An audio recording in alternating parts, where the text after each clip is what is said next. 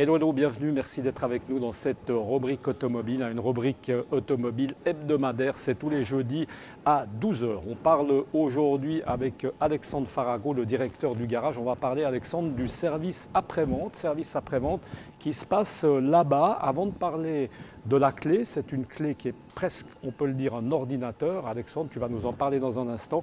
Juste préciser que le service après-vente chez Émile Frey, c'est un service qui est important. Oui, alors tout à fait. Donc, bonjour à tous. Donc aujourd'hui, on va parler lorsque le client vient au service après-vente chez nous et puis comment est-ce que nos conseillers techniques vont recevoir le client. Donc aujourd'hui, on a 6 conseillers techniques chez BMW, on a 2 conseillers techniques chez Mini et on a 4 conseillers techniques également en carrosserie. Et puis le client, lorsqu'il va venir, il va simplement donner sa clé et avec cette clé, on va pouvoir contrôler son véhicule, quels sont les travaux qui sont nécessaires à effectuer dessus. Alors là, on a M. Steinbord qui va nous faire la petite démonstration. Donc là, simplement, le client va lui remettre la clé. Donc en lui remettant la clé, on va voir tout le protocole de la voiture qui va s'afficher ensuite et on voit clairement quels sont les travaux qui sont à faire, les différentes échéances.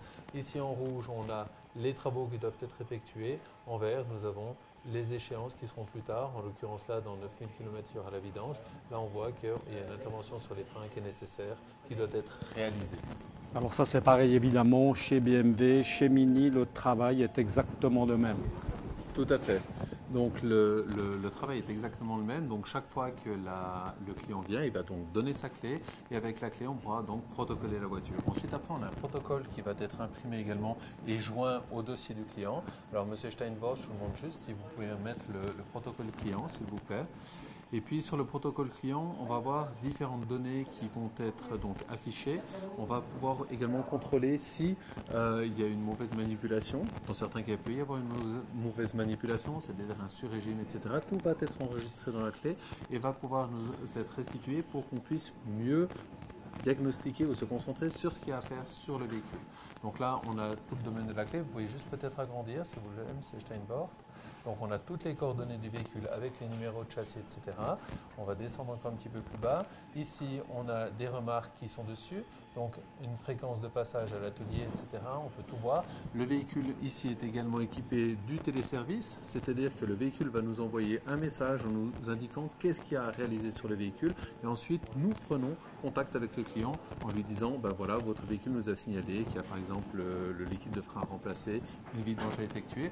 Et là, donc, nous prenons contact avec le client. C'est toujours un petit peu marrant. Certains clients qui n'étaient peut-être pas au courant que leur véhicule pouvait nous envoyer des messages sont toujours assez surpris quand on les appelle et qu'on leur dit, ben voilà, il y a tel et tel travaux effectués sur votre voiture. Alors là, l'intérêt évidemment, c'est qu'on ne peut rien oublier. On est absolument sûr que tout y passe.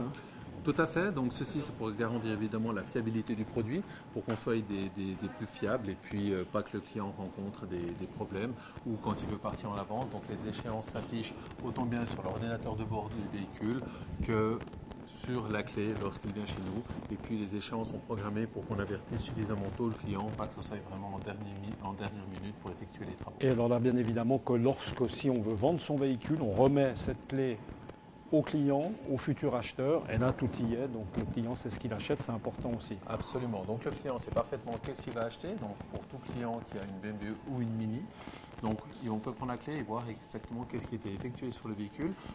De surcroît, donc tous ces protocoles sont enregistrés chez BMW et nous avons tout l'historique du véhicule, toutes les réparations, toutes les interventions, tout l'entretien qui a été fait sur le véhicule. Comme ça, il n'y a pas de surprise. Alors évidemment, ces données sont confidentielles, mais à aucun moment apparaissent non plus le nom du client.